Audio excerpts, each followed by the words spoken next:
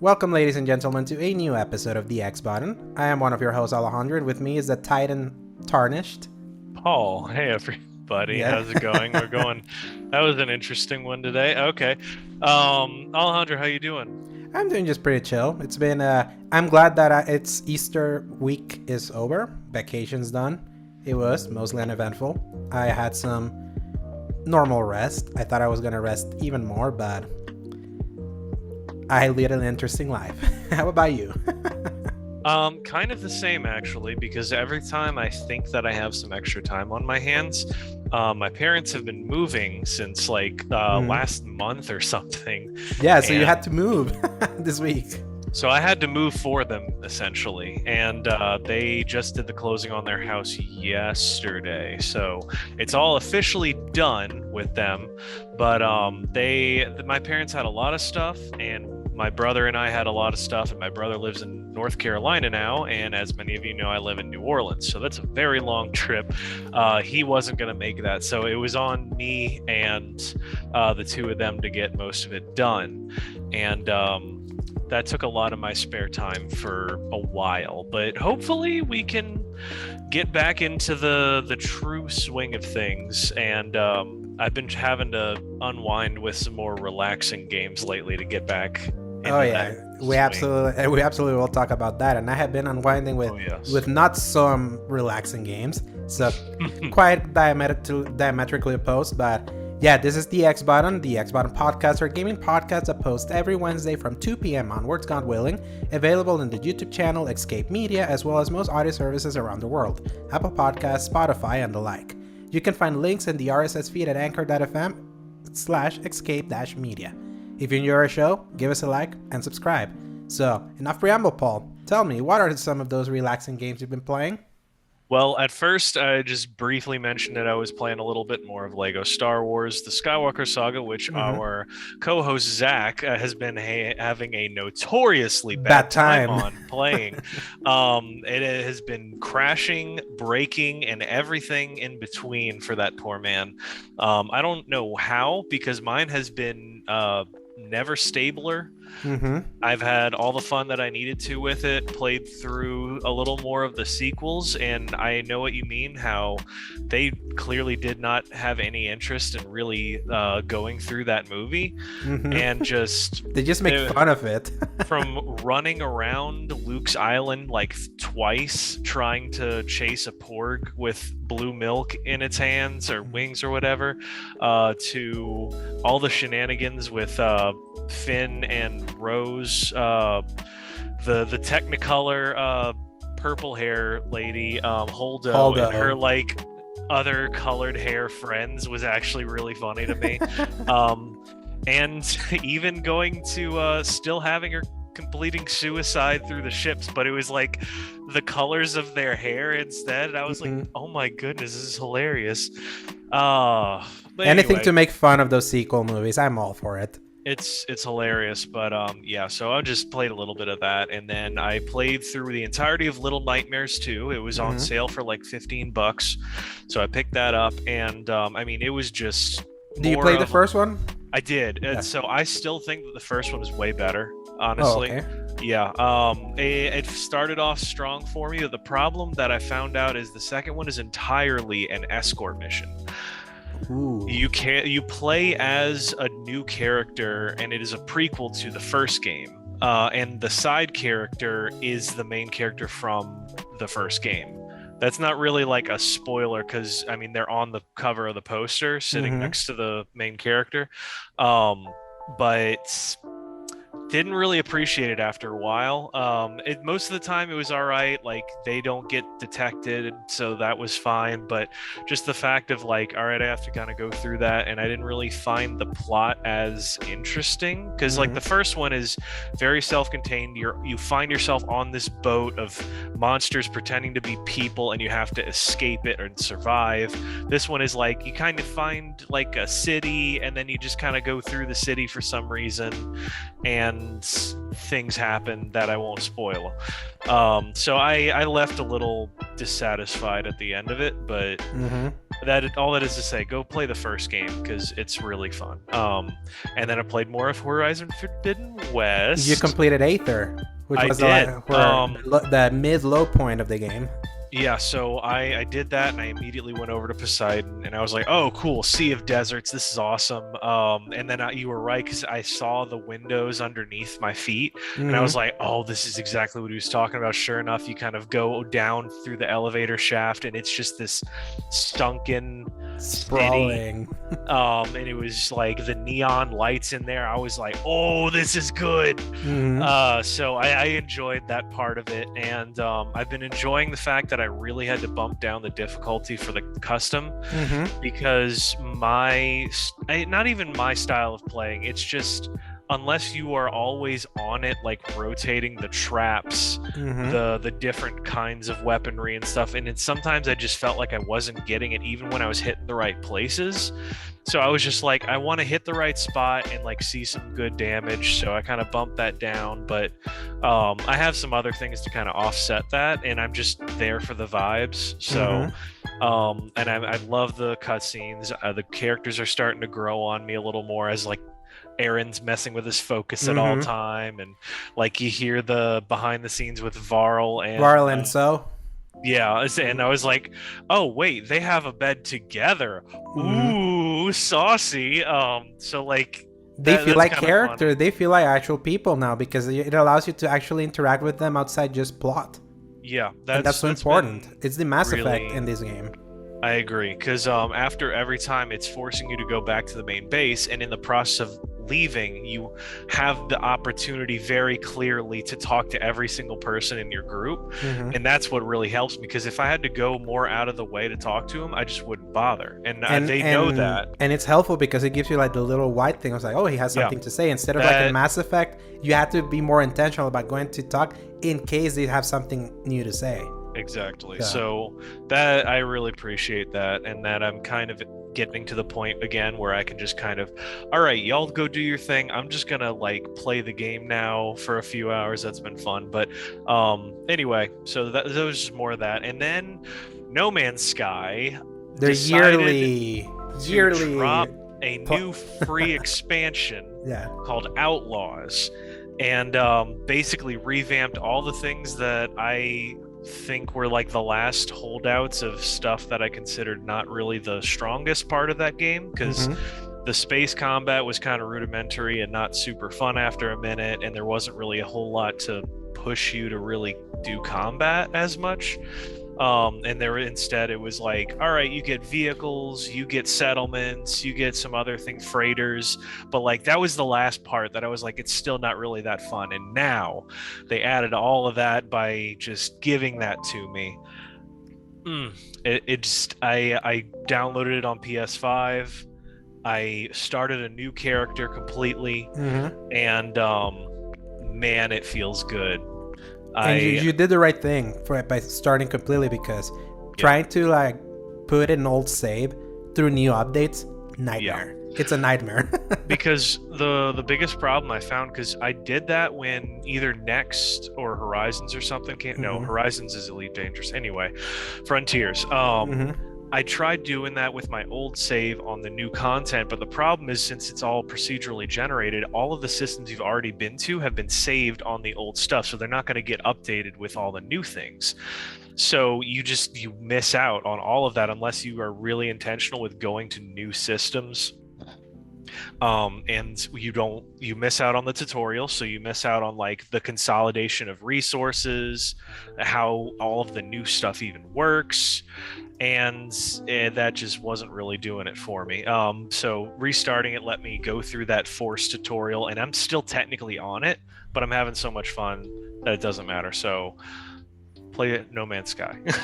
Yeah, that's I'll kind of get. It's on Game Pass. If you're on Xbox, it's on Game Pass. So or PC, and it is a looker, guys. I'm telling y'all, like its art style is shining right now with like the new hardware. It's once again, stylized over realism is the way to go in so many places, and this is one of those. I took some screenshots, so if y'all want to follow me at Dork of Art on Twitter, I'm going to be posting those later today. I think I messaged you directly actually for those. I'm going to post them, and it's gorgeous, and all of these planets are completely different. Those are like the first 2 systems that I went to. So I want to go. You're breaking me, Paul. I'm gonna have to reinstall that thing again because I reinstalled it last year. So I mean, that's okay. So one negative is you almost need to like have a video to follow along. Oh, absolutely. It's like it's that kind of obtuse game that you need kind of like some pointers. So. Expectations aside, it's fun. So Alejandro, I'm gonna get out of the way. What you talking? Yeah, I do that for Elden Ring anyway, so I don't care. So fair enough. After I've been trying to like jump through different games to see what I want to play after spending so much time on Horizon, and I still had the Uncharted Legacy of Thieves collection installed, so I was like, I'm gonna go through it because my save that I imported for Uncharted 4 didn't pop all the trophies, because I did platinum that game on PS4, but I didn't upload the save that popped all those trophies into the cloud, so I kind of missed out on that, or I think I overwrote it or something like that. But when I thought I had like 5 different trophies, I was like, I'm gonna go through this, and I played through the first 6 chapters again, and I'm like, Paul, I don't like this game as a game.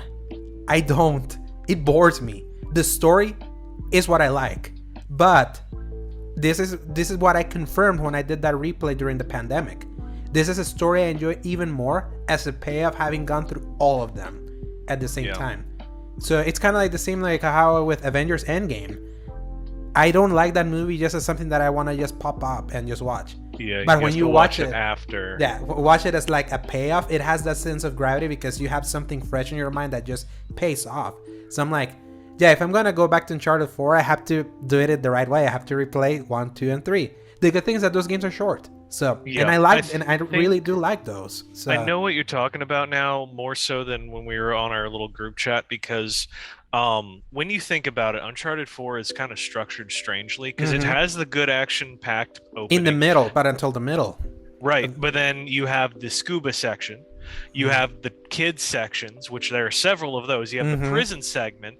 Off the top of my head, what am I thinking? There's any of the times where you have to walk around and just listen to people talk. So like there's a lot of that before you even get to the part of the game that's really fun. Yeah. And I feel like at least something, let's say the second game really got out of your way. I'd say, I mean, the first game is literally all of it. The third game has a couple of segments, but it's got a good opening and then a good second. Here's what's funny. half. 3 and 4 are paced almost similarly.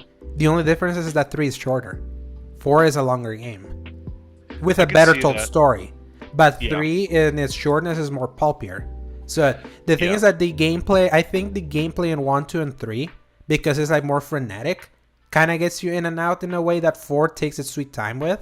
So it really does. And the Crash Bandicoot segment, can't forget that. I love that. I absolutely love that. And it is fun. And that's the thing. Story moments of that game are always good. I love Nate and Elena just chilling, being a married couple. I absolutely love when you're eating and then she's telling you about Bangkok and he just like dozes off, like looking at the painting, and then he's like, what are you trying? You're trying to answer it with the 3 different answers that are always wrong. That Crash Bandicoot moment, getting to meet Sam again. But it's in the moment-to-moment gameplay. I don't know why I always never have like a sense of excitement in those initial sections. So I was like, yeah, if I'm gonna do it again. I like replaying the Uncharted series once a year sometimes because they're quick. They're like that kind of movie. It's like me rewatching Star Wars or Indiana Jones or the Lord of the Rings movies. Like things that I just love doing year to year. So, but it's something that it finally clicked in my mind that. Because remember, I was more negative towards Uncharted 4 prior to when I replayed it in 2020. And then after I replayed it, I was like, man, now I'm really vibing with this. But again, it really clicked in my head. It is because I just played 1, 2, and 3 together. I want to offer encouragement to anybody listening in, where I want to say that's absolutely valid as an opinion, and then I want to break that down a little. But because, Paul, like just for people to know, Paul absolutely loves Uncharted 4. I adore Uncharted, but I'm stepping down off my high horse to explain that I think that's absolutely valid because some people just really need the build up before a payoff. Just like listening to a good song, you can't just jump to the part you love. You have to earn that. Exactly. And I think that's kind of where you're at with Uncharted. And I think if that allows you to really enjoy Uncharted 4, which is like one of my favorite games of all time now, I think that all power to you for being able to do that. So I think anybody out there, if you're arguing with your best buddy about why they hate something you love, think about how they can best experience that, and I think that's going to help you and them both love it more. and I think it's kind of like inherently in how I'm wired, that I just love rewatching and do a bunch, like the breadth of content. I'm not someone that's just gonna jump into like the very best parts. Most of the time I like that build up. I don't know why I just like that build up even at my age. Because it just makes it sweeter whenever it hits, you know? And Uncharted 4's story hits sweet as a culmination. For me, the Uncharted 4 is self-contained enough that the build-up through 4 gives me the payoff, because the first half is so slow that when it gets good for me. Yeah, the thing is that the very first time I ever experienced 4 was after having played 1, 2, and 3 back in 2016. So so that's like from the very moment that I first experienced this game back on PS4, I already was wired that way, as kind of like that payoff. And I remember that, and I just soured on it when I wanted to like replay just that game, because I could go back to 3 no problem. Like 3 is the one I have replayed the most because it's the tightest one. Because it's also self-contained, because there's a build-up and a payoff within 3, because they kind of reset the relationship status of Drake in a way like if you have played at least 1, you can jump to 3 and at least have an idea, because they're the ones that deal more with Sir Francis Drake. 2 is the one that just deals more with the relationship between Nate and Elena and Chloe. So all of those games are great. Like that's the thing, like I mentioned, I don't like Uncharted 4 as just a game to just pop in. I like it as an experience, and that made it clear to me, even with the better visuals, the updated frame rate, all of that is like, that's great, that's great and all. I'm gonna re-experience it when I just go through the trilogy, because I'm due for a replay. And I'm going back into the Destiny 2 train that we keep going at it. Paul, we actually did finish Bow of the Disciple. We did, and that almost broke me. Yes, because think about it this way. You finally did the raid of the moment in the year that it came out, and in the moment it came out. Great, I will say. And like the first time we did it, we just crushed it, I think. Well, no, that was the one time we really finished it. But anyway, there were the 2 attempts of the first half and the second half for me personally. You've kind of done it several times now. How many times is that? I've done it 2 times. The second time I finally got the exotic. Okay. The corrective measure. Or so, no, it was whatever the exotic for that race, the pulse rifle, which looks amazing, by the way. I didn't even know it existed before you sent a picture of it. I was like, wait a minute, is that the exotic for the Vow to the Disciple? Because I've never even heard people talk about it, but apparently it was my Schadenfreude finally of seeing, like, never getting Eyes of Tomorrow, seeing you get Beck's Mythoclast after me going through that raid 11 times, potentially 12 today, and then finally getting that. I was like, okay, this is what it feels like, getting it very early.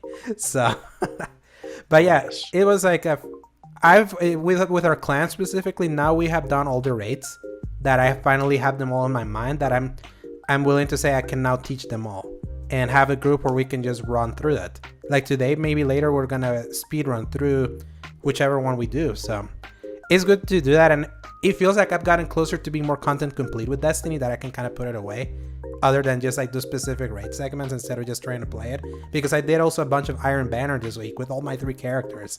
So I was like, I'm Destinied out for the moment, other than raid. Yeah. If there's one thing that I've learned will absolutely burn me out, it is Iron Banner, Trials, any PvP basically. Oh yeah, PvP in this game is just it's a struggle.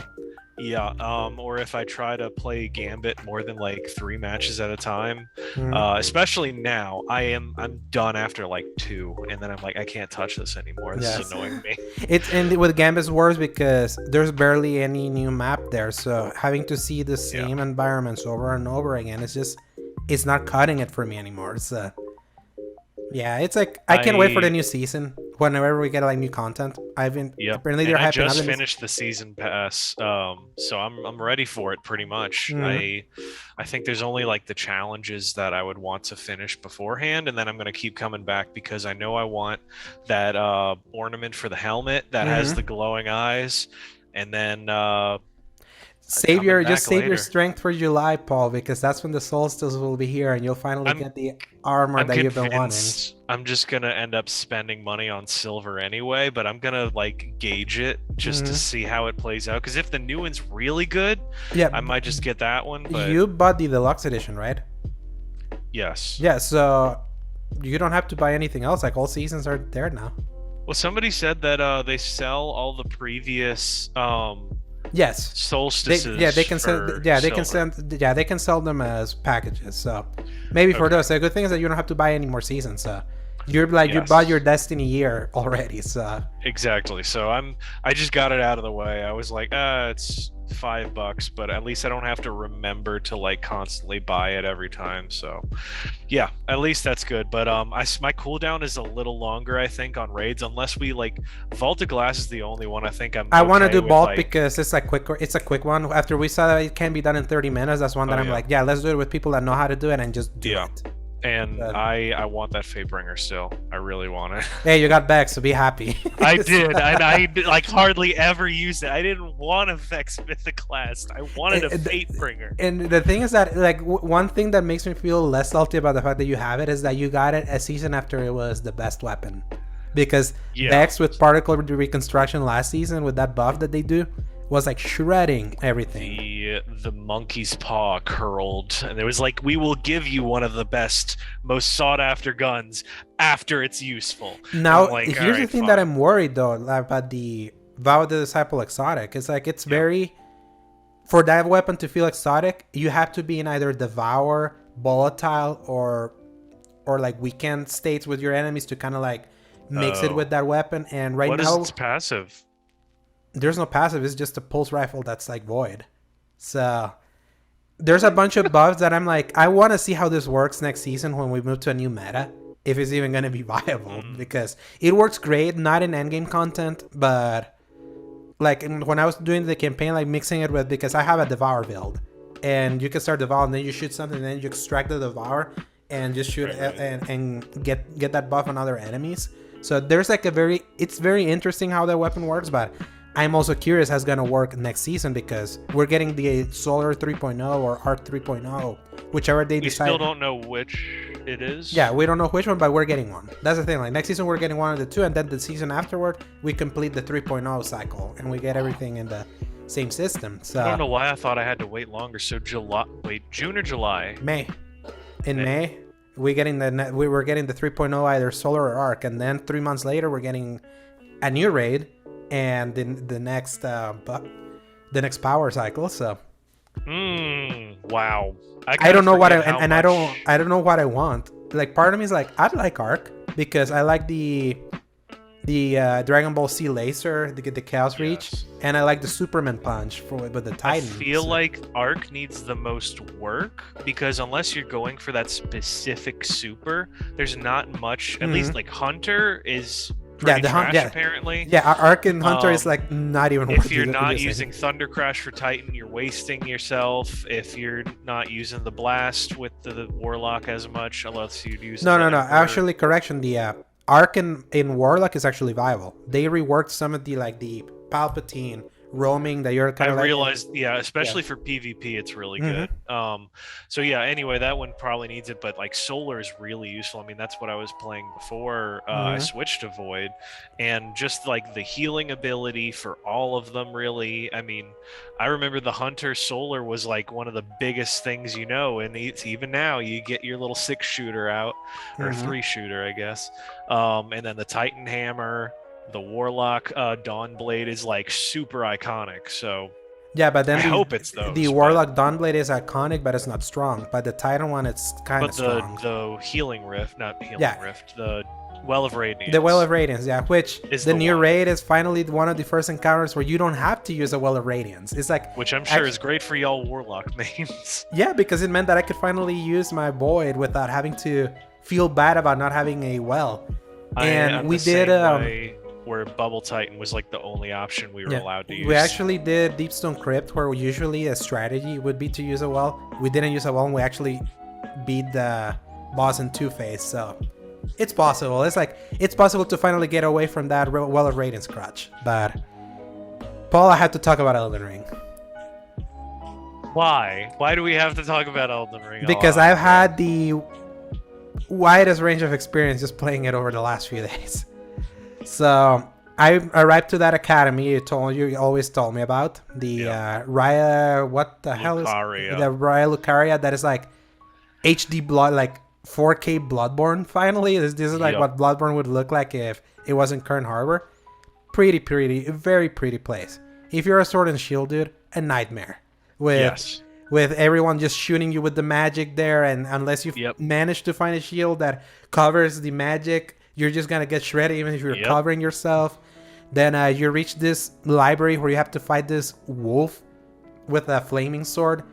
It was like destroying me left and right because my build is Sword and Shield, especially slow Sword and Shield.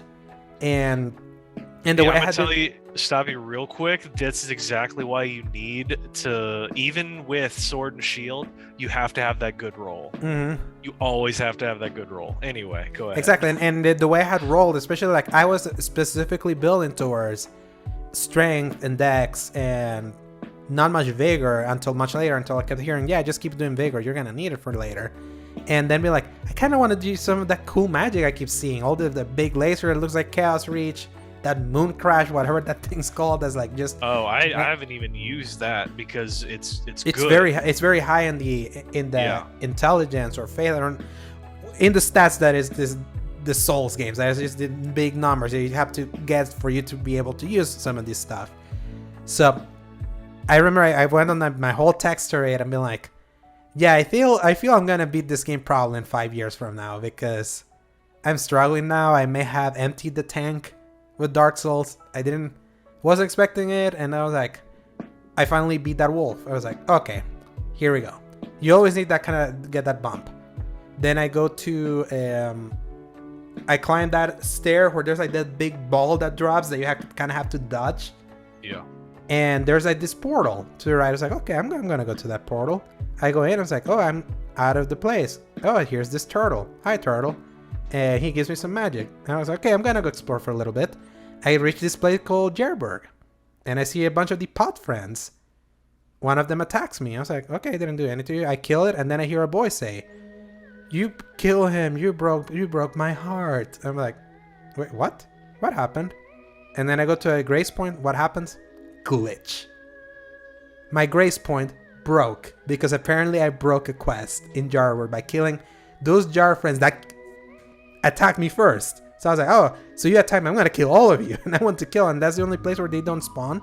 But that entire area of grace points was broken. It was like I could fast travel, but I couldn't touch the grass to do like the stat upgrade and all that, and it would put me like an infinite loading screen.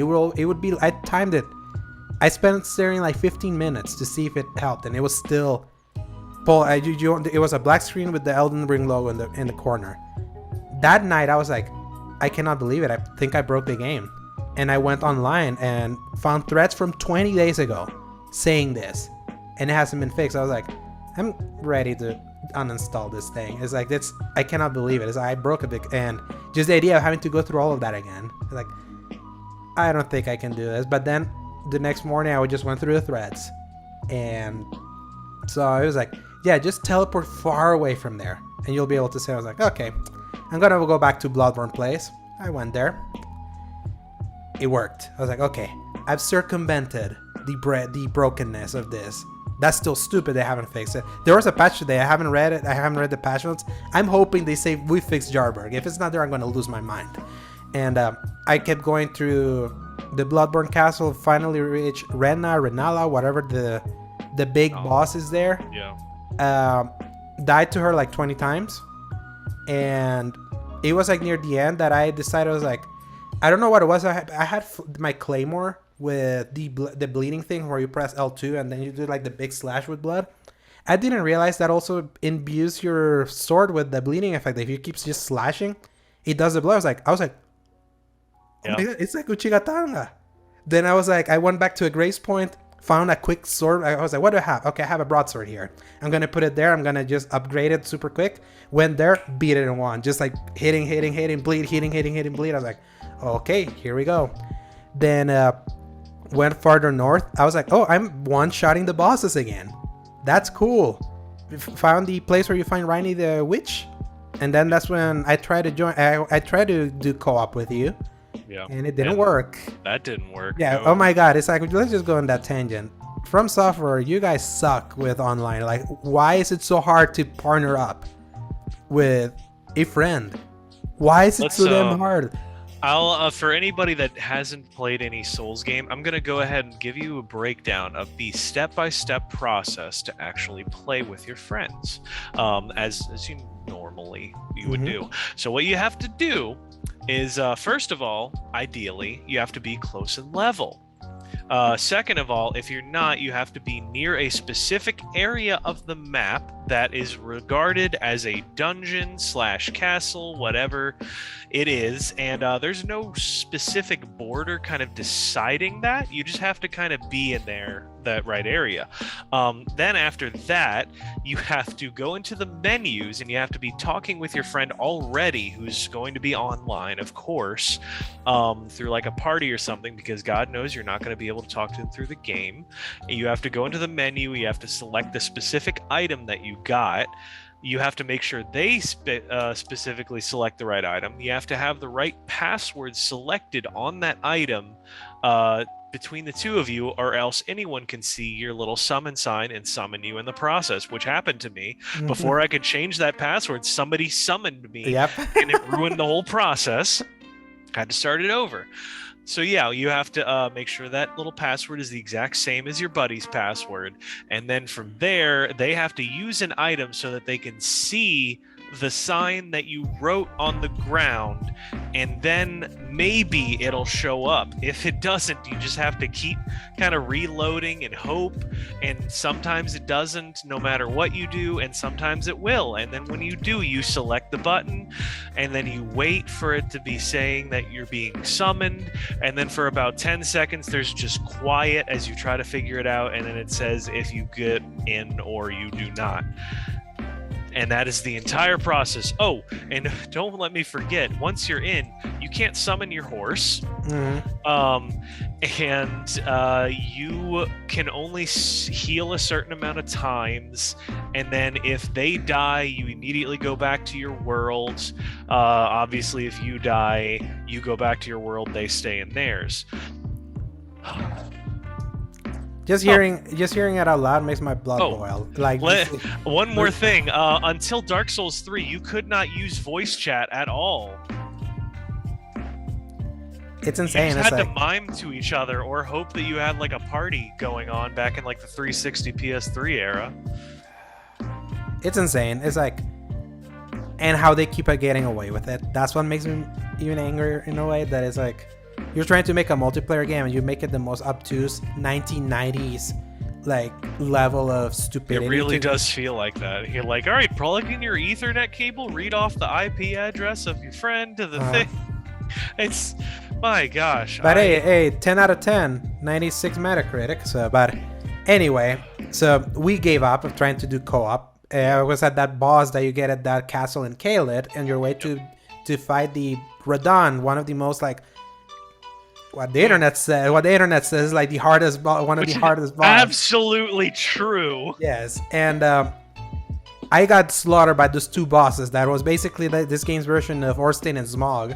At least I feel it is. You're hyping it up and nobody knows who you're talking about. It's like the two big bosses. It is like an afterthought for most people compared to Radon. Yes, and then I only got to finally do it because I actually had to summon a random that came in with a big sword, because when you have to find that stupid giant with the big shield, it's very hard to get behind him because he has like phoenix wings and a big tail, dragon tail. The Crucible Knight? Yeah, the Crucible Knight. Yeah. So but getting to that with the summon, I was like, okay, at least get this over with. And then I go there and the festival's not on. But I see the guy that says there's gonna be a festival when the stars align. Oh, you know this big warrior that's a fort that EG the big. Oh yeah. The big what you call it the giant guy that follows Renna. Yes, the big giant that's basically a blacksmith. So he's like, yeah, tell him to go over there. So I thankfully, because now they patched that you can see where you can go and find NPCs after you met them. I just fast travel there and talk with EG, and he was like, okay, let's go to this festival. And then I fast travel back to the festival, and then I started the whole battle against Radahn, which is in this big, insane looking battlefield that's like some of the most visually It looks like striking. that reveal trailer for Birth by Sleep when they had the Keyblade Graves. Yes, it absolutely was going to be Kingdom Hearts 3 and all that. Anyway, and technically you were in the Keyblade graveyard, but didn't live up to the hype. But yeah, so I immediately get there, and as soon as you get inside the battlefield, you get met with the equivalent of the Will Smith slap, which is like as soon as you get in, you get shot from way across the map with like a big laser.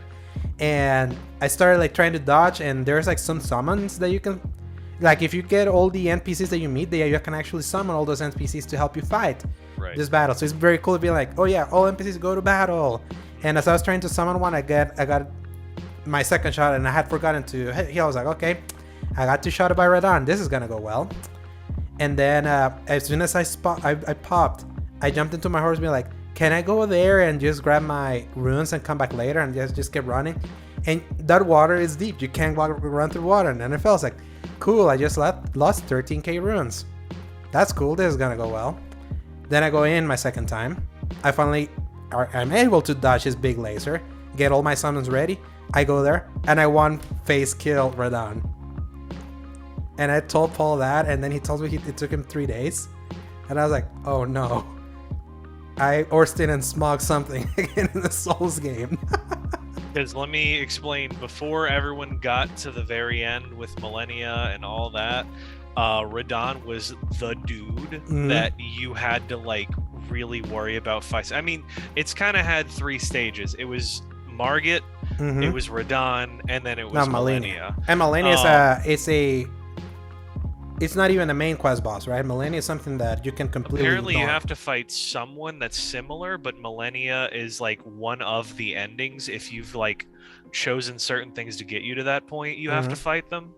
So you can avoid it if you know what to do, but most people didn't. So yeah, anyway, Radahn was the dude because he could move really fast. He's like this giant moves. Guy that's on top of like this tiny horse. He can shoot you like stars with arrows, and has like this massive area of attacks. And then at a certain point, he just goes into the sky and rides down a comet and just lands on you. That's the kind of boss that he is. He flies in like a predator missile kill streak in Modern Warfare. And he absolutely got me the first time when he jumped up, and I'm like, what's going on? What's going on? And I turn, and he's right here.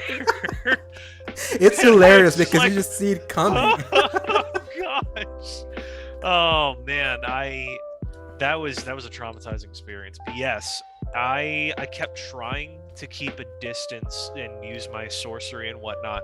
The problem is that you only have so much sorcery you can use before you're out.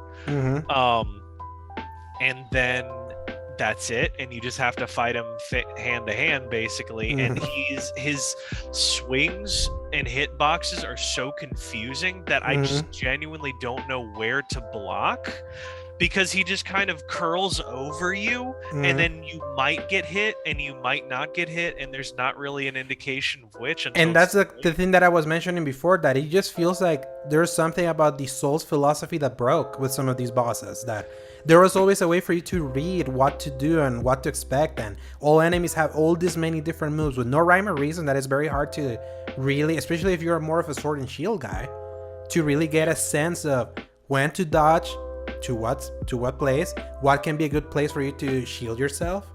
It feels like it's more designed for spamming, and that to me feels like a step back from Dark Souls. And I just played Dark Souls, and I went through that game just by being meticulous of actually, okay, you can actually read what they're about to do. They overcomplicate it, but because you can spam it, but continue. It's really funny going back. Somebody clipped like the Asylum demon from Dark Souls 1, and they put that next to like what you see with Margit and Radon, and it is like the easiest thing I've ever seen. I'm like, I didn't even realize it, but I've been conditioned like some kind of super soldier to handle all of this ridiculous stuff with Elden Ring, and then I go back and it's like, Yeah. And I'm like, how did I die to this dude? But like, I mean, it goes to show you after a while, I think the problem that I see they had to try fixing is that everyone who beats those previous games just naturally gets better at reading things and better at executing, better with their hand-eye coordination. So you have to make it harder in some ways and more confusing, harder to read for that environment. And I think part of me thinks that they just didn't expect the kind of success that happens, because all these people who've never played that, they've never built up the muscle memory, they've never learned the things. I'm not saying you should. No one should have to do all that. But I think they were trying to get to the point of so many people being able to enjoy this game after playing all of those, that to all these new people, it is just confusing them because they don't know the rules to learn. And then because they break those same rules, there's no understanding of, like, there's no basis, there's no foundation. But then at the same time, so many people have clicked with this one that never clicked with that other one. But I think that's just because all the other areas of the game, it's so good that it outweighs the fact that their bosses kind of break all of their rules. And then because there's so many options to either circumvent the boss entirely or to fight it in a certain way that lets you win.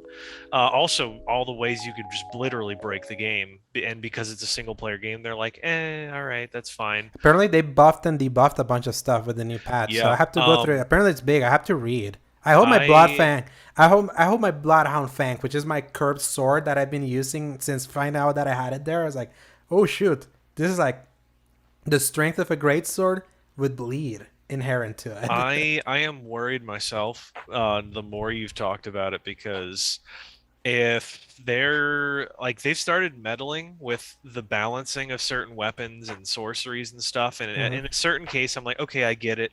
If you just didn't plan for something to have this kind of effect, or there's like a bug that you didn't expect, but then now it's like, oh, too many people are using this one spell, we're just going to nerf it into the ground, so you have to play other things. That's like going against the very things that you created this game to be able to do. Apparently they did that with a strategy people are using for Millennia. I saw it. I was like, oh, cool. The swarm of flies or whatever. I haven't even experienced that spell yet, so I wasn't going to probably. But I think it's because it does really good homing damage, and not a lot of spells do that. I mean, that's one of the biggest downsides to my build, is if something can get around you, there's nothing I can do about it. But I don't really agree with their philosophy on that, because it's like, you built the game, guys. Just let people enjoy it. Let people do their thing. I mean, that's why people love Fallout and all of those games, because they still have to this day all the ways you can break it. Good lord, I mean, Skyrim, you can break that game for all these times, and all of the ways they have re-released the game, they have kept every single one of those ways you can make that money and the skills and whatever exactly the same. They don't want people to have to play the way they wanted to. They just said, hey, we made a sandbox, go have fun. Man, we need to bring Zach. I really want to hear like how he's been playing, like, because we broke Zach and he actually got this game, and he's actually gotten pretty adept at teaching stuff. That was probably the biggest shock to me, and I think we were talking about it on our voice chat last night. I was like, just because we were talking about it made him go get it, and now he's hooked on it as a newcomer to the series, and he's doing really well, to the point that I'm like, wait, you got where now? And he's building his own builds. He created a Batman character which is hilarious. I hope he posts a video he posted to us. Like the one that he sent us is fantastic, playing the Batman soundtrack. He's got the explosive powder, he's got the punches, he's got like throwing knives, it's decked in black. It's with like the makeup of the Battinson. It's just hilarious, that video, because it just builds the music, and he was able to like perfectly choreograph that really well. But yeah, Paul, I beat Radon 2, so I'm gonna rub that in for a little bit. And I even tried to put it in the channel. Unfortunately, I have to re-edit it because the clip. Here's something that I really hate about like capturing clips with the PS5. Yeah. If your controller is not muted, it's gonna listen to everything. Oh, yeah. That whole the later half of that video where I'm fighting Radon, you can hear me smacking the sticks, the buttons, everything. That is well, just... at least you don't like shout or say anything that would get you in trouble. Yeah. Because some people will do that. I mean, it happened in a comedic way on accident when I sent you that video of me dropping in the tunnel and turning around to see this like demon with white glowing eyes, and I go, good Lord, before it kills me. And I didn't even realize my mic was on, but it was great. So overall, though, I totally agree with you because it's really frustrating, and especially if you've been playing and having a conversation, especially one that might be personal, without realizing it. And if you're playing with like other people, then they're hearing all of that. So I wish there was like a better way to do that. And I understand that they were like, oh, we want people to be able to play even if they don't have a microphone. It's like, well, yeah, it's terrible quality and it just is really invasive in the process. Yeah.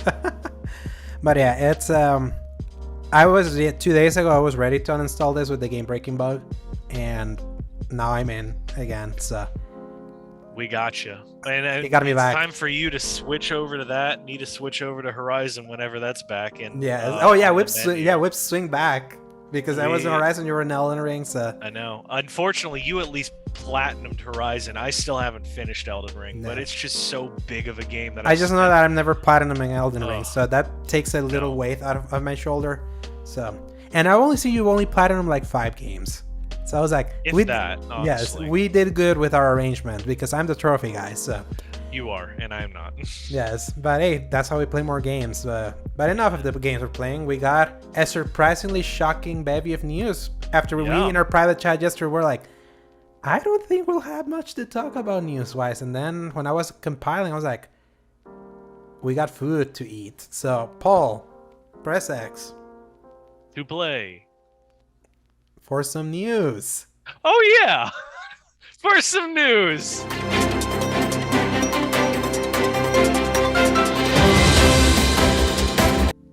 All right. I forgot about that one. Exactly. Yeah. That's the second week in a row. Second week in a row you've done that. Straight into the gutter. Yes. All right. Number 1. Back in 2017, gaming was dealt a huge blow when EA closed down longtime Dead Space developer Visceral Games, which led to the cancellation of the much-anticipated Star Wars game, codenamed Project Ragtag, directed by longtime Uncharted creator Amy Hennig. Since then, Hennig kept a low profile before slowly coming back into the spotlight with writer credits on the upcoming Forspoken and a new Marvel game she's headlining with Skydance New Media. Today, Skydance announced she's going to be extra busy, as Hennig is returning to the Star Wars universe with a new game. Billed as a new cinematic action-adventure game featuring an original story set in the Star Wars universe, this entitled new Star Wars game should give Amy the opportunity to finally play in a universe she says shaped the way her mind thinks about storytelling. Hennig's last released game was 2011's Uncharted 3: Drake's Deception on PlayStation 3. 5 years later, Paul, everything is good in this world again. The cancellation of Project Ragtag in 2017 was one of the most hurtful things that happened that year if you're into gaming, especially with Star Wars. Yes. Because and on top of that, it was canceled, and EA put out a statement being like, yeah, this game was a single player experience, blah blah blah blah. Like they were saying that we're trying to like move it into like a more online centric blah blah blah, all this bullshit. And that was before the whole fiasco that happened with Battlefront 2 that completely upended everything about EA around that time. That I was like, man, if only they could have held on. Because then 2 years later, we got Jedi Fallen Order, which was the kind of game this could have been, in a way, because Jedi Fallen Order was a lightsaber game, and this one was going to be more Uncharted. It was by the Uncharted director. Even Nolan North was going to be the main character here. Yeah. So Project Ragtag was like the in the wings kind of hope. Mine was still like 1313 back when that was a thing. But I just gaming lately has been an area where Star Wars is super lacking. Mm-hmm. And I mean, that's obvious. It's saying water is wet at this point because, as many know, but if anybody doesn't, EA got the exclusive rights to create all video games made by Star Wars for 10 years, thanks to Disney's buyout. And then they put out a shooter, a sequel to that shooter, and Jedi Fallen Order, and that was it, I think. And Squadrons. Oh yeah, and Squadrons, which that one's kind of unfortunately dead on arrival. Mm-hmm. It survived for like a week, but man, it had some love to it. I could talk about that game, so we won't. Then the announcement train of like 5 different games, all made by EA, and then the subsequent canceling and shutting down of the studios surrounding them. The Battlefront spin-off, the taking of what was Project Ragtag, that was going to be an open world game that got canceled. What was the one in the Old Republic era?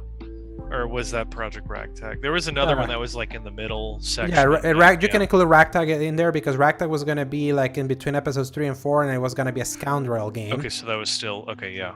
Yes. But yeah, they had a lot of stuff that was going on, and they literally just canceled all of it slowly every couple of years or whatever.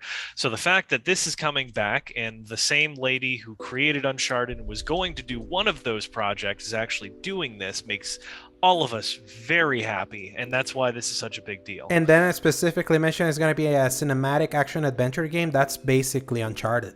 Yes. That's literally Uncharted. I don't care what it is. The Star Wars universe, as we have already said, is ripe for so many different options in gaming.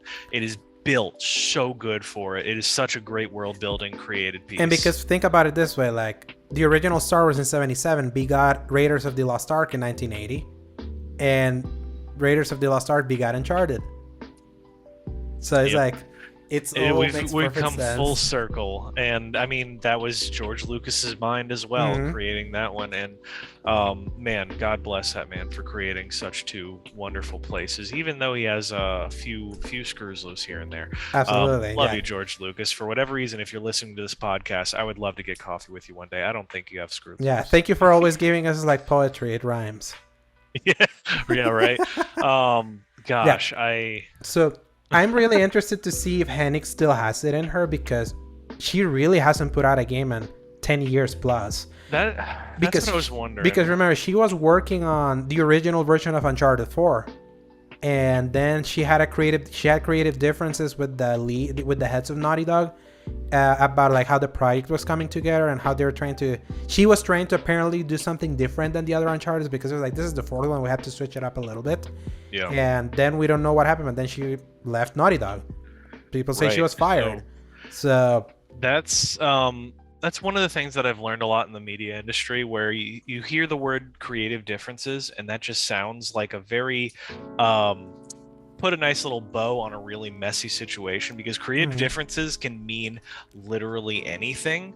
And the fact that she hasn't really done anything after that for a while had me honestly, I'm still a little nervous, because I'm like, sometimes you can have a really great writer and they decide to take a different approach that you really don't like personally. So I still have in the back of my mind, my fingers crossed, is like, I really hope it's good. But I don't know anymore.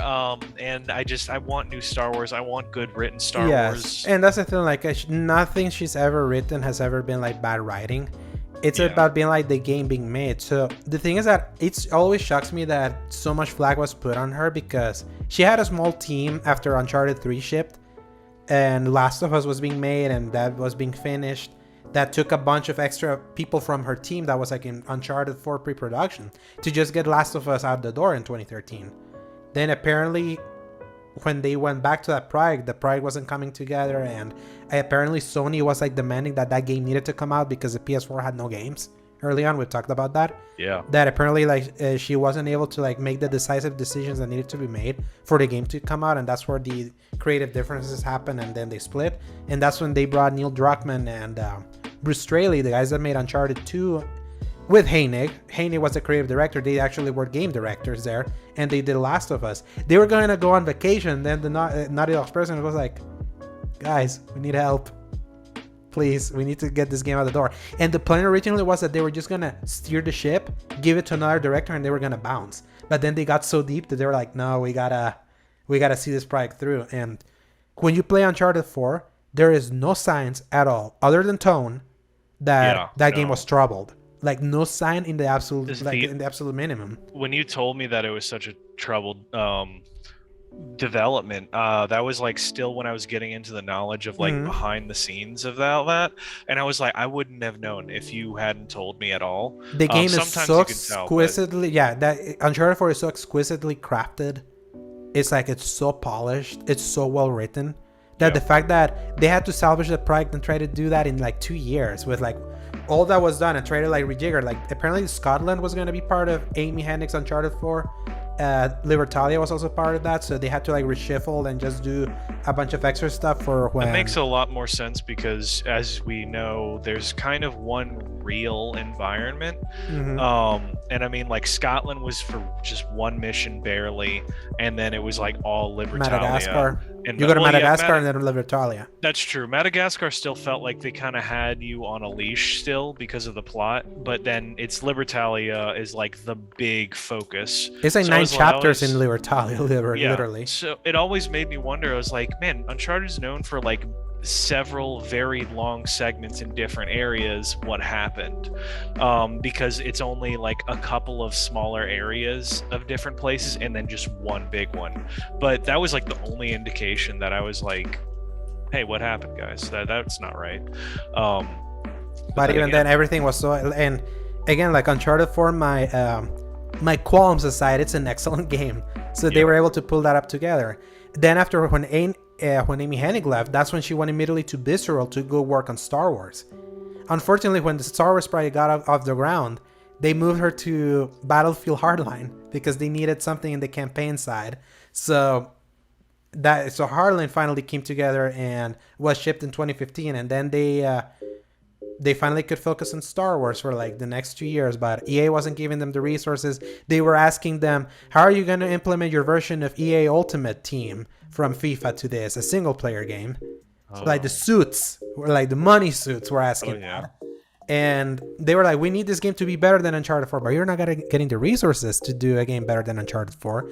So it's like everything was just against the grain with EA, the kind of developer EA was, the kind of director Amy Hennig was with the kind of resources she used to work with, that then that project never came together, and then EA was like, Visceral, you're out.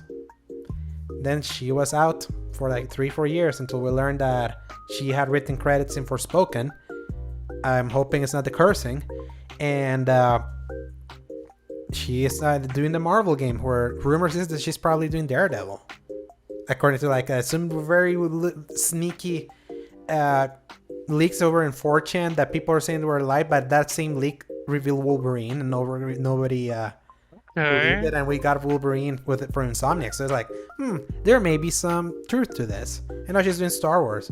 I hope Skydance New Media brings in the proper talent to do that kind of game, because above all of this, not only has to be written good, it has to be good as a game. It does. And nowadays, especially with people's expectations of Star Wars being both really low and really high simultaneously, because they just haven't done very well in most places, but that means that everything else that comes out after that has the burden of what came before it to actually follow through with what people see as Star Wars now. And the problem is Star Wars can be anything, so everyone expects everything from it.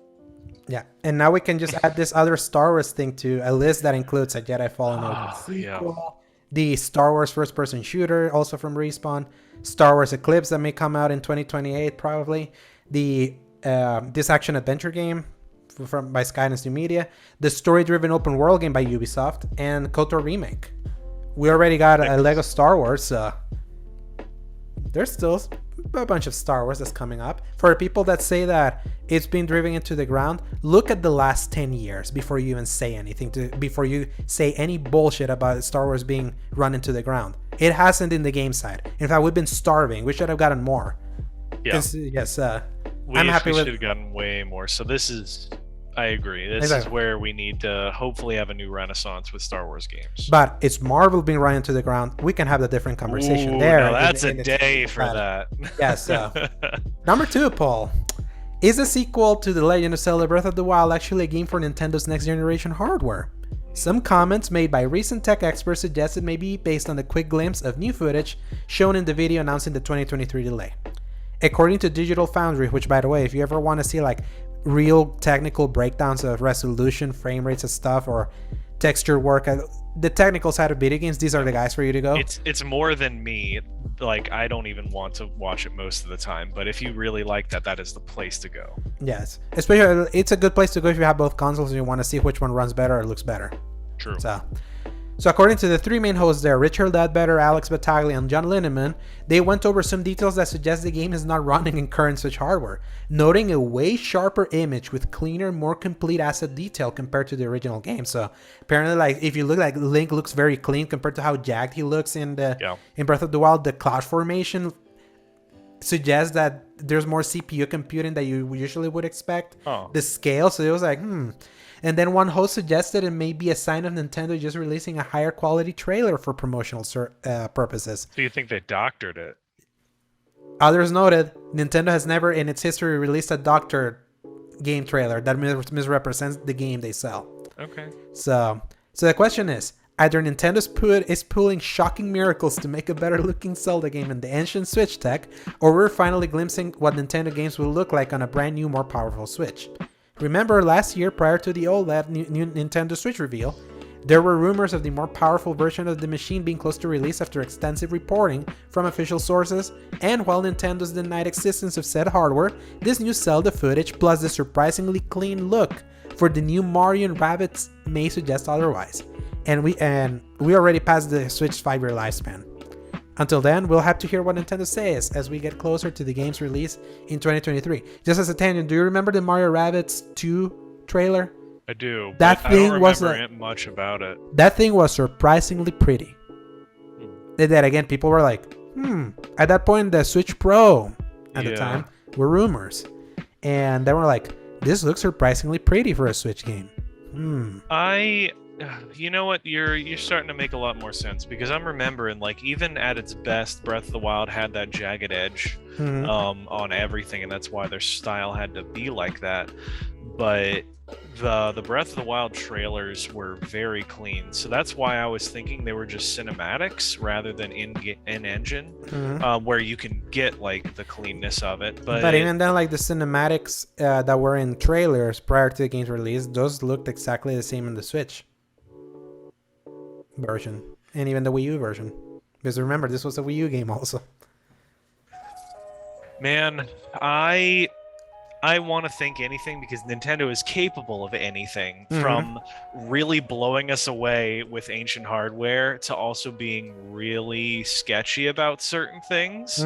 So my gut reaction is this is definitely just new Switch hardware, and they're going to reveal it at some point, either next year or the end of the year. Yeah, because think about it, like the Switch is already 5 years old. A normal console cycle is 5 years, if not 6 or 7.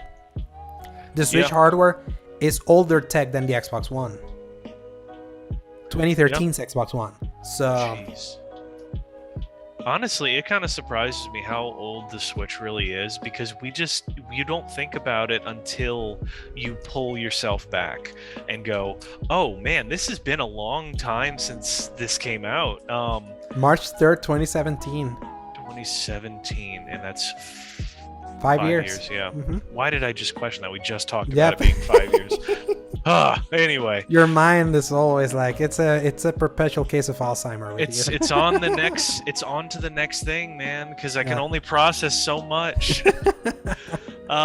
So yeah. That's why I would believe, like, obviously they were like, there's no Switch Pro, but it's like, okay, if there's no Switch Pro, maybe there's a next Switch. So I just don't want to have to buy a new thing. That's my thing. When I heard that was like the red flags started waving, the alarm bell started swinging, because I was like, the Switch I barely play other than for the big games anyway. That it's like, I would hope, if this is true, if what these guys like the analysis is true, that we're gonna see another Twilight Princess and Breath of the Wild scenario, a double release. Because Twilight Princess was both a Wii and GameCube game. Yeah. The original Breath of the Wild was a Switch and Wii U game. So, but I mean, so like the Breath of the Wild looks like it performs well enough on the Wii U because my wife's grandfather actually plays it like to this day. And that's where I played it originally in the Wii U.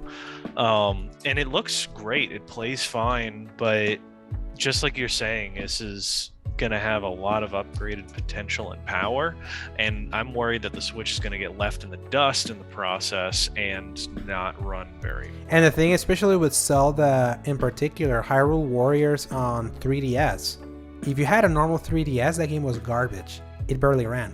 But if you had the new 3DS, that game ran nobody fine. Bought. Yeah, it's better for the few that did. That was a nice piece of hardware, and it ran fine. So it's like, there's been like Nintendo in specific cases has made a version that barely runs because you can make it run well in a new machine. Yeah. In that case, it was a spin-off in the handheld, but Nintendo's Nintendo and Nintendo's the worst most of the time.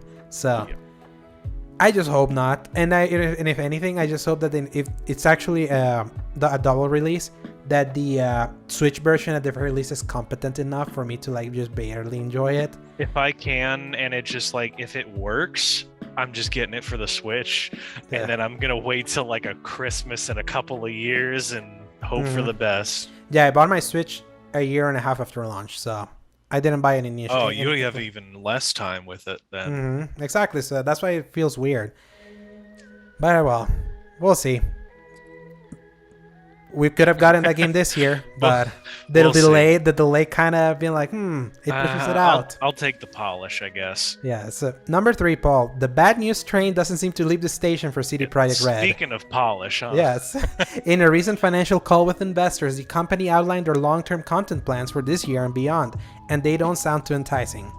Other than the announcement that the confirmation of what we heard 2 or 3 weeks ago about the new Witcher game being done on Unreal Engine 5, the planned expansion for the troubled Cyberpunk 2077 has been delayed out of 2022 and will release sometime in a vague release window in 2023. So just note, almost 3 years since the original game's original launch on December 10th, 2020.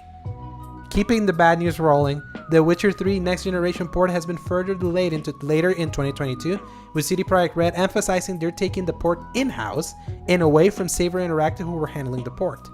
The company cited quality concerns, but considering Saber Interactive is a Russian studio, considering the current happenings with said country, one can also infer they took the project away for understandable political reasons.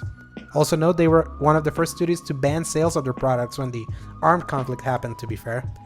With all this said, prepare for a relatively quiet year on the CD Projekt front, following the release of their next-gen version of Cyberpunk 2077 back in the bloodbath of February. Well, honestly, I didn't make the connection to the big R studio, so that makes a little bit more sense. I'm one of those people where it's like, if it's not connected to the government itself, I feel a little bad for all those people because they didn't have anything to do with all of this. But it's like, what can you do? CDPR just keeps doing stuff. It's like, y'all just come back in more years. I mean, I said this back in like 2021, I think, where it's like, just come back when you have it. And we're here 2 years later, still saying just come back when you have it. Yeah. And they're still delaying things. The Witcher 3 stuff apparently isn't doing well enough, but like if Witcher 3 wasn't polished enough as it was, why do y'all have high enough quality concerns that you're taking away from another development company?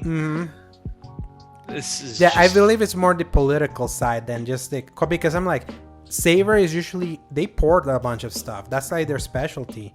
And to me, it's insane that this was a port that was supposed to come out late last year. And now they're bringing it in-house for quality concerns. Look, CDPR has gotten raked into the coal, like through the coals. They've been hanged. They've had their balls cut out and fed to them. They've had everything bad happen to them after what happened with Cyberpunk. So it's like, I don't think any other company has been like raked more about quality than they have been after Cyberpunk. And I don't think everyone would actually blame them to be like, okay, take your time to actually get it right. Yeah. The problem is that now it's like, just in the context, it's like you were so screwed up quality wise that now your expansion for that game is like 3 years removed from when you originally launched it. It's like, will people even care by then? We had expansions, 2 expansions for Witcher 3 within the year. So it's like, they really have... They're Icarus. They're literally Icarus. Their fire has fallen down in such a way that it's just sad to see. It's like, yeah, just keep delaying and delaying. And now they have to, because they can't have another quality debacle after Cyberpunk. So... It's just a messy situation, and I think they've missed their opportunity. So unless they do the entire No Man's Sky process where the only thing they talk about is when they drop something new and say, hey, it's free, bye, we're going to work on the next thing, and then just stop talking to everybody until the next thing is ready and done. The No Man's Sky Outlaws thing, I was like, oh, okay, so that was the reveal trailer. When does that come out? And they were like, oh, it came out already. What? Like, that's how you need to do this when you have your PR team, your image that far in the gutter. You just need to only give, and then disappear. And don't promise, and having to talk. Yeah. And I feel now CDPR is probably now really regretting having gone public, because these all came out during their finance, because they had to tell their investors this is what's happening. They can't remain quiet, but by doing this, they just keep showing a level of incompetence that wasn't there before.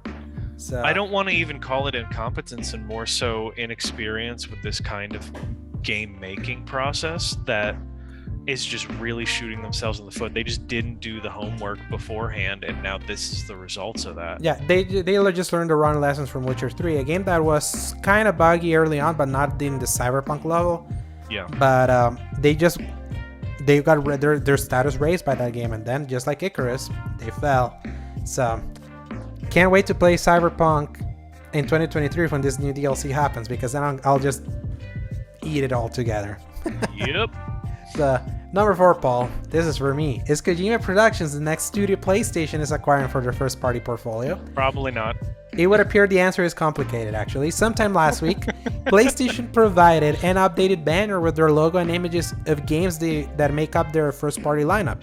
And curiously, Death Stranding was included in that banner despite the game being developed in a second-party capacity between PlayStation and the new version of Kojima Productions. Of course, the flames were stoked when the continuous threat to society, Hideo Kojima, tweeted said banner with no words, sending the internet on a frenzy. That's why he's a threat. He just literally tweeted the picture, and then everyone was like, that image of the million SpongeBob's in fire. It's like back when Sakurai couldn't tweet anything without people thinking it was a reveal for like the next Smash character. This is like that. It's literally that. Kojima moments later followed up his wordless tweet, writing, "It sounds misleading, but Koji Pro has been and will continue to be an independent production studio." Curiously, these were the same words Bluepoint Games posted when PlayStation's Japan Twitter tweeted. Wait, really? When PlayStation Japan's Twitter tweeted the wrong welcome image the day Sony announced Housemarque's acquisition, and we know months later they were acquired by Sony. So, is the same situation happening here? Okay, so remind me. I could have sworn we heard that Kojima Productions was working on something for Xbox. Yeah, that's why I wanted to like open the conversation here. Okay, yeah. There was apparently a letter of intent that Kojima may be wanting to do something with Xbox because of their cloud infrastructure, and he has an idea of what he wants to do with a game with the cloud because his mind is weird. He loves and he clearly has something going on in the right direction for that. Exactly. So that's just intent, and a letter of intent is not like we have signed the papers, this is official. We intend on maybe officializing this. Okay. That's what letter of intent is. At the same time, we also live in this mergers and acquisition consolidation area of everyone gobbling up everything. You know they're trying to, that's for sure. Remember what happened with Bungie? Yeah, because Sony bought them. Yeah, but what did Bungie say specifically after being bought? Oh, I have no idea. Okay, yeah, because your mind is like a complete My mind brain didn't fart. even register that. They managed to be bought by Sony and still remain independent. Ah. So Could this? Well, wait. So do you think that's going to be the case? Because what's the point of acquiring them if they can do like Kojima and just go make something for Xbox? Money. But is that even like okay? So then put it on Sony's side. Is it because they want to say they own the company that Kojima created? I feel this is the probably kind of how you sniff away all the bolters that is the FTC and all these like antitrust people. Oh. That I feel, especially after the Activision acquisition, that is like, you've seen Microsoft be like, don't worry, Call of Duty is going to be in everything. And games that make sense on a case-by-case basis that are like multiplayer, so that there's not like a stifling of a competition and blah, blah, blah. And Sony immediately, they bought Bungie and be like, hey, we're not taking Destiny 2 away from Xbox or any future game that they do. They want the multi-platform. We just own them. So I do wonder if maybe that was because they want to guarantee, maybe like just putting tinfoil hats here, I'm bringing it back in after the whole Abandon fiasco. Probably like Sony really just wants Kojima there because they know Kojima is like so intrinsically tied to PlayStation. At the same time, they know that one thing Kojima really hurt under Konami was that he felt stifled in creativity by being owned by Konami. So they probably be like, we can own you and fund you, but you can do whatever you want. We'll sell everything you sell. We get the money from. Maybe that's the play. If this actually ends up being true, it's just so funny that why would they put Death Stranding in the banner? Yeah. Those are all those games are in that banner. Were first party games. Why did they keep doing this? Yeah. You would think they learned their lesson from Housemarque. Yes, but because it was like when they did Housemarque, they finally added Celine from Returnal. Yeah. When finally Bluepoint was put in, they added the Demon Souls thing. Oh, Bluepoint, that's what I was thinking of. The one that like got leaked, I mean. Cause, the Bluepoint was just a mistake by Japan.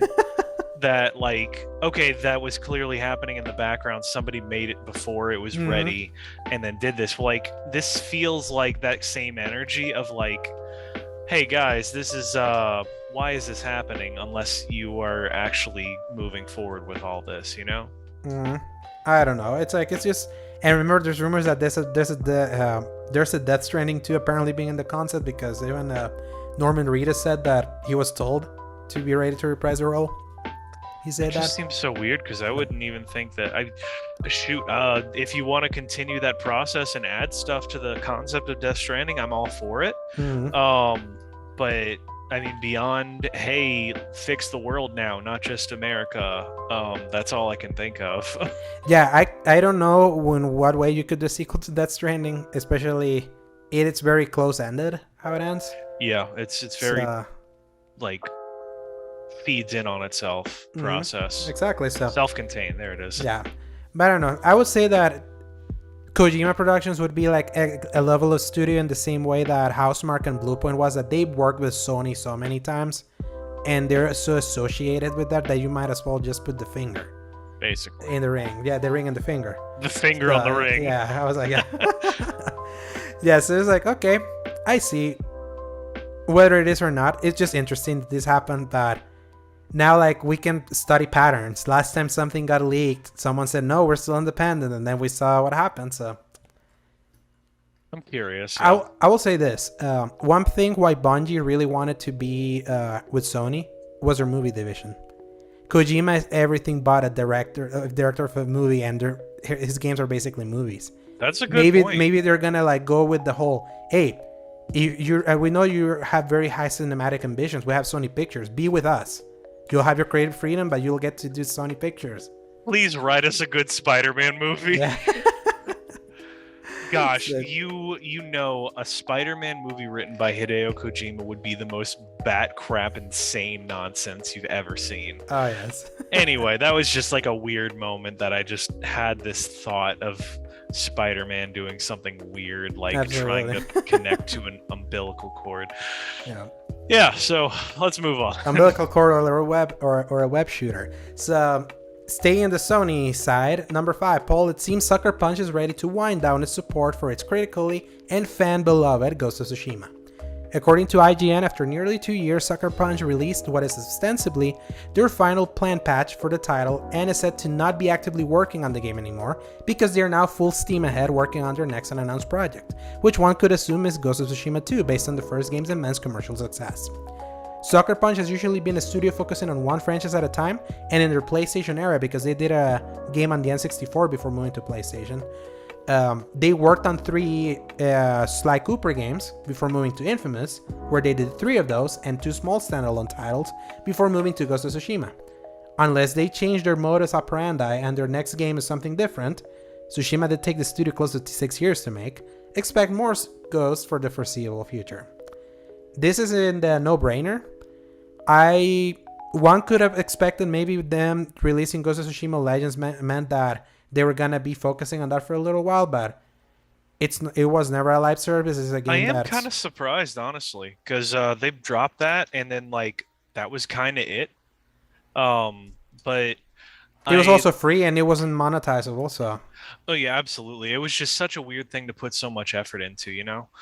Because it had like its own concept, it had its own plot line. I was like, this could have been its own game, guys. Like, this is impressive. I'll say good for them for dropping it for free on Ghost of Tsushima because it already made the value proposition of that game, which its campaign's massive, especially if you do everything and platinum it. I'm phrasing it so much more negatively than I see it as, for sure, because like the Legends was amazing and I played it for several weeks with my friends. I never played it. I would really recommend trying it. I have it installed still on my PS5 because I haven't finished Ikishima either. Oh my gosh. Honestly, most of my love for Ikishima was because it added more cosmetic items, and I could not tell you much of what happened in that story. Remember, I feel Ghost of Tsushima to me is probably a victim of that point in my life where I was just absolutely, utterly fatigued by open worlds. Even though I platinum Horizon, so yeah, we're good.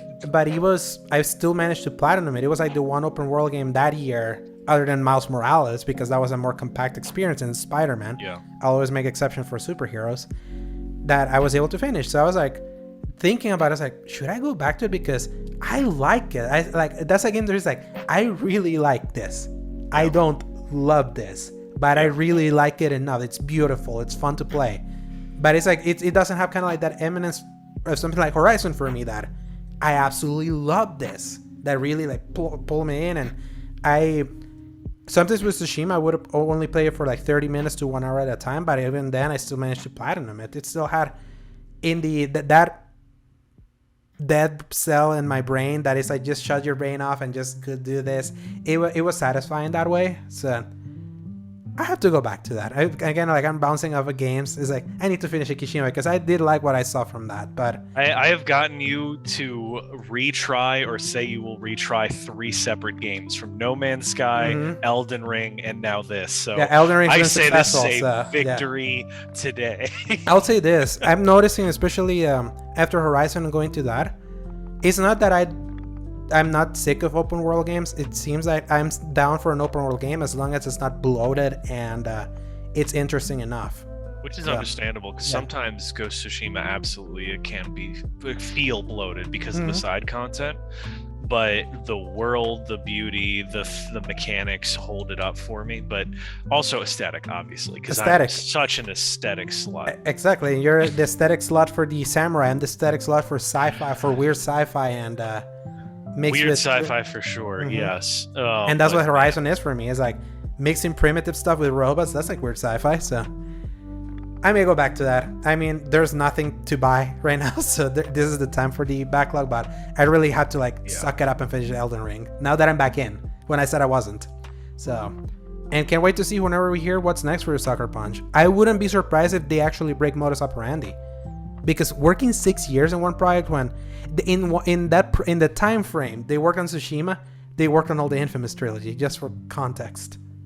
I wouldn't even blame them if they just wanted a palate cleanser before they jump back in. Because if you keep working on only the one thing, that's when things get a little stale. So I'd be like, hey, I'm gonna live for like at least a few more years. I think I can wait for them to do something else and then come back to the Ghost of Tsushima franchise. Especially because they said that before Tsushima, they settled on Tsushima. Their intended project was like a steampunk thing. So really, yeah. Wow. So who knows? Whatever they've got, I'm ready for it. All right. Number 6, Paul. This is for our friend PJ. Yes. Our Jet Set Radio and Crazy Taxi making a comeback. It seems the long-running, long-forgotten series may be returning, but not the way some longtime fans may have wanted. According to Bloomberg, Sega Sammy is planning on inducting the series under their new Super Game initiative, which is their attempt at making their games into Fortnite-style long-tail service games. Whether that means these games are embracing elements of the Fortnite model, including free-to-play, cross-platform games that allows for live events like concerts, remains to be seen. Considering Sega Sammy has been bleeding some money after the lack of revenue for their tried and true arcade division, where they announced they were moving away from it after close to 56 years in the business, this pivot makes sense for the company, even if it's a far cry for the more traditional entries fans may have wanted considering how long it's been dormant. We're talking decades of dormancy here. Crazy Taxi, that's a very arcade game. Oh yes, that's the best place to attempt that. Zach said it the best, where it was like it's best played in an arcade, and that's about it. Yeah, especially because if you're with the wheels and all that, you get to immerse yourself in that craziness. Jet Set Radio, you can see some influence of Jet Set Radio in games like Sunset Overdrive, Marvel Spider-Man, kind of like that stylish, like moving quickly kind of thing. I played Jet Set Radio Future on the original Xbox. It came with my Xbox with Sega GT 2002 and Jet Set Radio. It was like a 2-pack. That was an era I wish I was part of so much. It was interesting. It's like it has the Jet Set Radio Future has the kind of art style that would have spoken to you. That cell shade, that hyper stylized cell shaded. I see it because that was one of the ones that was like, if you had an Xbox, you were like the cool / rich kid, because all of the rest of us had either a GameCube or a PS2. But like if you had the Xbox, that was the one for like all the M-rated games. Like obviously that's a bit of a misnomer, but that was what you thought of it as. The big games that were there were the M-rated games.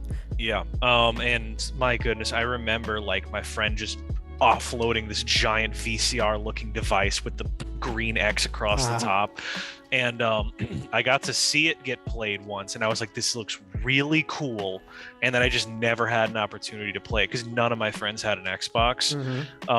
But I would see gameplay of it. I was like, I would love to play this, get it in some way, shape, or form. I love the style, I love the music. There's an entire dude on Spotify that creates games that are like Jet Set Radio, and it's just the best playlist to listen to when you're doing nonsense. So anyway, I'm gonna step aside now, but it's this and Crazy Taxi and all the other stuff that Sega made is stuff that like I barely missed and moved parallel to for so long, and now at this point I'm like, I could see how people love this stuff, and I'm right outside of it. It's very easy to always think of Sega as just a Sonic company. But they did so much. They had so much that is like so iconic in very specific ways, and these two is one of those. And they even have more that I haven't even listed. I don't know how you would how you would Fortnite a Crazy Taxi, but I can Mario Tour. Yeah, I can see a live service element like working for Jet Set Radio. If it allows for that kind of, especially because it's about skater, just imagine a bunch of skaters running around and all that. I feel this is the moment for this series to come back. What always scares me is when any company's trench chasing the live service model always ends in catastrophe. Because they always do, and none of it works for them, and it hurts my soul to basically be puppeteering these things that people grew up loving and saying, hey, we have the IP name, so we're gonna slap that on all of this, and it is not at all through the spirit. Jet Set Radio is literally about fighting the profiteering companies. So I don't know if that's gonna work out for them too great, guys. That is a game where you've just glorify vandalization and destroying government property, and I say all for it. I don't know if that's going to work with them. So, yeah. Exactly. So, I'm curious because at the very least, it puts the IP back. I would have thought the smart way would have been remaster an old game, put it out there, see if there's interest, and then go from there. I mean, that's literally what they did for what Capcom's whole MO nowadays. put it out like a little remaster and then make a whole new thing. That's how Mega Man 11 came to be. So exactly. We'll see. I feel bad for PJ because he's such an eclectic. He was so happy about this, and I'm like, this doesn't sound that great. Yeah, and then I posted the picture because he was like, I hope IGN is not like breaking my heart. And then I went to the story. I was like, don't worry, they're reporting from Bloomberg. And I went to Bloomberg and I started reading. I was like, ooh. Yeah, there's like a lot of asterisks and caveats to all of that headline. It's like it's not coming back the way you want it, guys. Yeah, but I feel he's in such Stockholm syndrome that he just misses the things that he actually loves, that he's gonna justify why this works. So and it's like I don't blame him. My heart goes out to all those people, and that's why if I was ever in a position of that, it's like it prints money to just remaster. I mean, stuff. he talks about it this way, the way you talk about Superman. Exactly.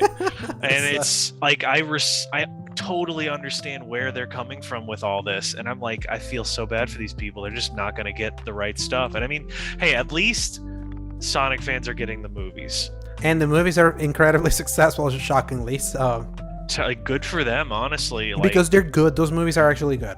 After all of these L's they've been taking, I will give this to them. Like, make a charming kids movie. There's nothing in this industry, whether it's movies or games or anything, that has had the L's the Sonic franchise has had in video game world. It's just it popularized the Sonic cycle that then was like co-opted by the DC cycle of like announced movie, bad reviews, like everyone was like heartbreaking, cycle begins again. The Sonic movie is the first time the Sonic fans can be like, this is actually legitimately something good. And now people actually feel that the new Sonic Frontiers from this year, if it comes out this year, may be good. I don't know why about the possibility. So yeah, I mean, everyone's like, Breath of the Wild Sonic, sign me up. I'm like, yeah, remember, these are the same guys that made Sonic Forces, so don't get sucked in. At least you have the movies that are good. So now, final story, Paul.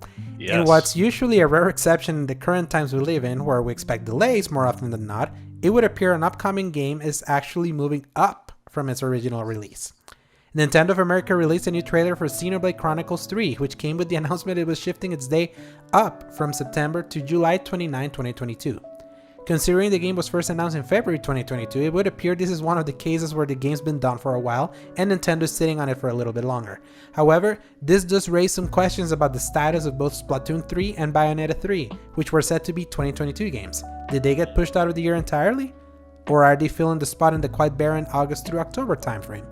With the next Nintendo Direct presumably coming around the usual June timeframe, RIP E3, we should know that Nintendo's plans actually are for the second half of the year when the new Mario Strikers is out. Yeah, after this I was like, yeah, the second half for Nintendo was Xenoblade and Pokemon because Zelda moved out of the year. Yeah. And I mean, this makes sense. It's Nintendo is the company that, I mean, ironically, because they started off making playing cards, that they play things close to their chest. Yeah. I'm trying to fix my headset, which got under my chair, and or the wire for it at least. Sorry. All right. So yeah, they play all their cards close to their chest, which means that they have the stupid amount of money to be able to make games and sit on them instead of have to get them out really quick.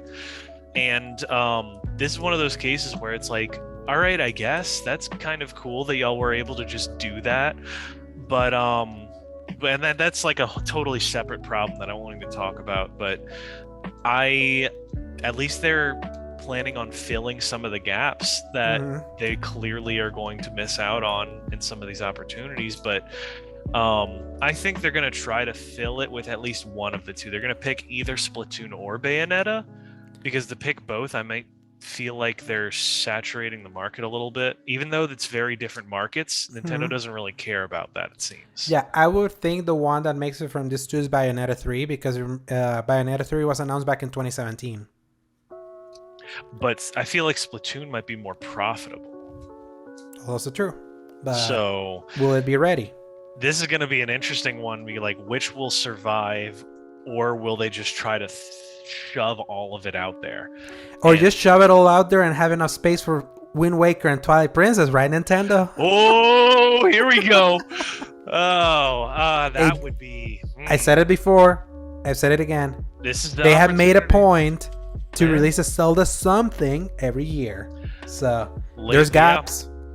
They don't tell us, but they have processes and routines that they seem to be sticking to, especially lately. So, that would be the prayer that I will say.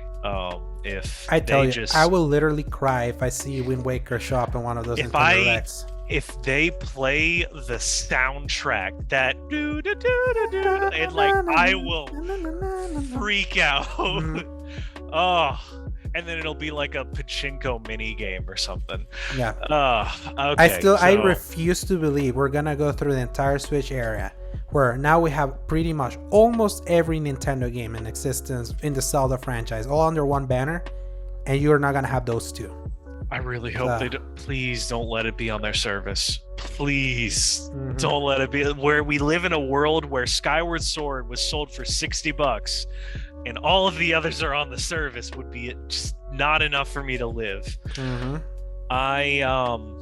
So all that is to say, crazy ramblings aside, I hope it all works out for them and that we get all of the good games that we are owed. Nintendo, get over yourselves. And that's all I'm gonna say now. I'll still say that I think I feel this could be the year. Now, like I feel the year is now getting to that kind of point of like, how do you fill this up? And I feel that's just such an easy way to fill it up. So with that, Paul, we conclude this another lengthy episode of the X Button. We've been getting quite a meaty stuff nearing to May, and we're like a few episodes away from episode 50 actually. What are we gonna do for episode 50? We're gonna I don't know, it's like I'm gonna do a backflip on stream. Yeah, so today is episode 48, so we have 2 more. We'll have to figure that out. Yeah, we'll see. And I'll just make mention. Hey, and at some point, I'm going out of town in middle of March, May. Which we'll have to make it like an evergreen episode for that. Absolutely. So you let me know which ones. Yeah, I'll let you know. I have the dates, but I just wanted everyone to know that at some point that's going to be fun. And then apparently the next season of Destiny, so that'll be great too. Yes, but the year's flying by, Paul. It's already 4/19/2022 when we're recording. I blinked and April was gone. Yep. And then I blinked and March was gone. I hope that summer is actually as quiet as everyone is going to say it is, because I feel like I need a freaking breather. Yeah. I need another Stranger of Paradise to give me a full year to torture you again. So honestly, I'll take it if I can just get a breather from everything else. I will play Strangers of Paradise. Damn it. I haven't touched it yet. Me neither, don't worry. It's just sitting there. But Paul, where can people find you? As always, y'all can find me at Dork of Art on Twitter. I've been posting all of my art for all that stuff lately, and as I mentioned earlier, you can find all those No Man's Sky screenshots, and you can also talk to me about fun things. Where can they find you? They can find me at @A_Dorsegovia on Twitter. They can find me on Instagram at AlejandroSegovia93, and they can find my written content at thecriticalcorner.com, which I'm still cleaning up considering the huge onslaught of people that have apparently read it. So fun stuff. Congratulations about that, by the way. You've been getting some hits. Yes, despite me not updating it much recently. So I was like, gotta be more diligent about that. But Paul, it's been fun. I'll see you online. And everyone, hope you stay safe. Have fun. Enjoy the fact that you don't have to wear masks again while flying. But still stay safe. And also remember, press X to play. Good night, everyone. Hasta luego.